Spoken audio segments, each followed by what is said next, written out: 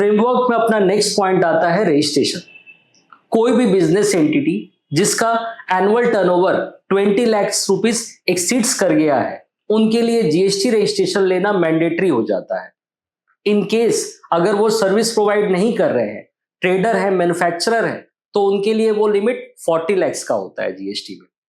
40 लाख जैसे ही वो क्रॉस करेंगे, उनको जीएसटी रजिस्ट्रेशन लेना मैंडेटरी हो जाएगा।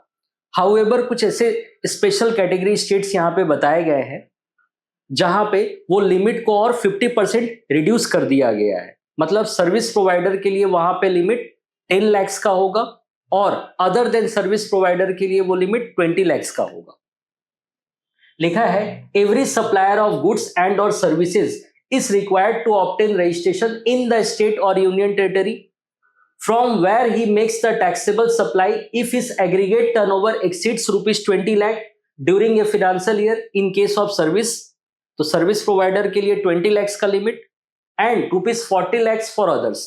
तो ट्रेडर और मैन्युफैक्चरर्स के लिए वो लिमिट 40 lakhs का रखा हुआ है। स्पेशल कैटेगरी स्टेट्स में वही लिमिट को और 50% रिड्यूस किया गया है। लिखा है however the limit of rupees 20 lakh will be reduced to rupees 10 lakh if the person is carrying out businesses in the special category states। कौन कौन से स्टेट्स हैं? अरुणाचल प्रदेश, असम, मणिपुर, मेघालय, मिजोरम, नागालैंड, सिक्किम, त्रिपुरा, जम्मू कश्मीर, हिमाचल प्रदेश एंड उत्तराखंड। हाउएवर इस स्पेशल कैटेगरी स्टेट्स में जितने भी स्टेट्स बताए गए हैं उसमें से जम्मू कश्मीर, लद्दाख और असम अपना नॉर्मल लिमिट ऑप्ट कर लिए हैं।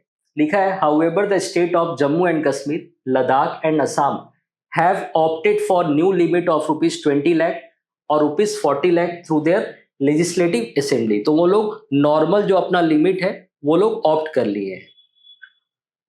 यहां पे जीएसटी लेना मैंडेटरी हो जाता है किसी भी टैक्स पेयर के लिए जो थ्रेशोल्ड लिमिट क्रॉस कर जाते हैं।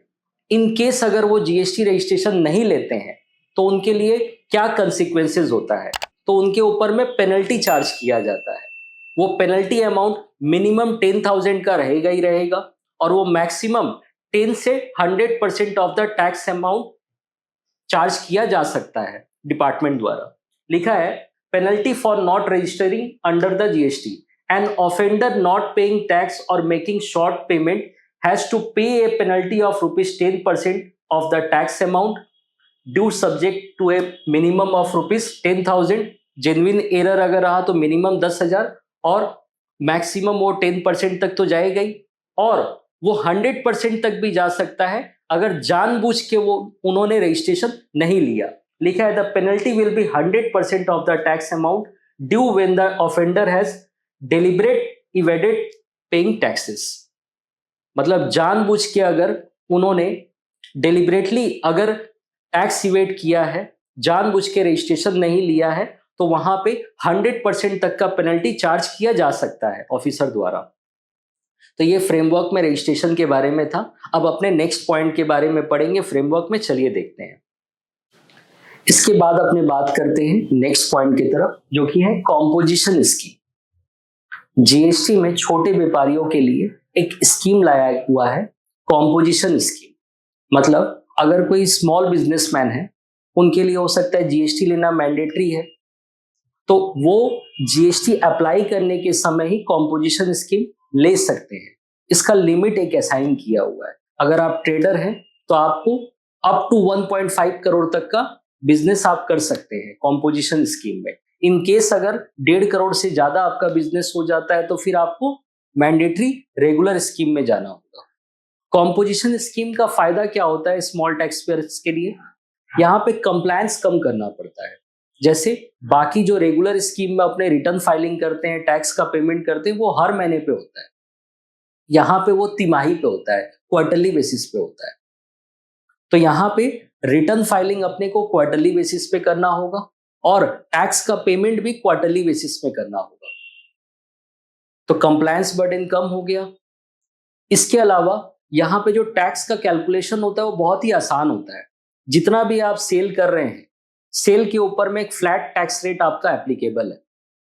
वो प्रोडक्ट और सर्विसेज के हिसाब से होता है। 1 भी हो सकता है, 5 भी हो सकता है, 6 भी हो सकता है। तीनों में से कोई एक रेट होगा वो आपके ऊपर में एप्लीकेबल होगा और उतना आपको जीएसटी अपने टर्नओवर पे जमा करना है। इसका कैलकुलेशन भी बहुत सिंपल है और इसका कंप्लायंस भी बहुत आसान है। हमेशा उतना बर्डन नहीं रहता है, हर महीना आपको टैक्स जमा देना है। तो इसलिए कई छोटे व्यापारी ये वाला स्कीम लेके रखते हैं। ये आप रजिस्ट्रेशन करने के समय भी ऑप्ट कर सकते हैं, या आप ऑलरेडी रेगुलर स्कीम में हैं, आप वहां से इसको स्विच करके नेक्स्ट ईयर में कॉम्पोजिशन स्कीम में जा सकते हैं। ये बहुत ही आसान है। हालांकि इसका एक लिमिट जो रखा हुआ है 1.5 करोड़ वाला, वो कभी कभी दिक्कत हो जाता है लोगों को कि भाई उतना टर्नओवर अगर हो गया तो उसके बाद क्या करना है। हाँ भाई, फिर आपको स्विच करना पड़ेगा, आपके लिए कॉम्पोजिशन स्कीम फिर खुला नहीं रहेगा। इसके बाद अपने बात करेंगे नेक्स्ट पॉइंट की तरफ।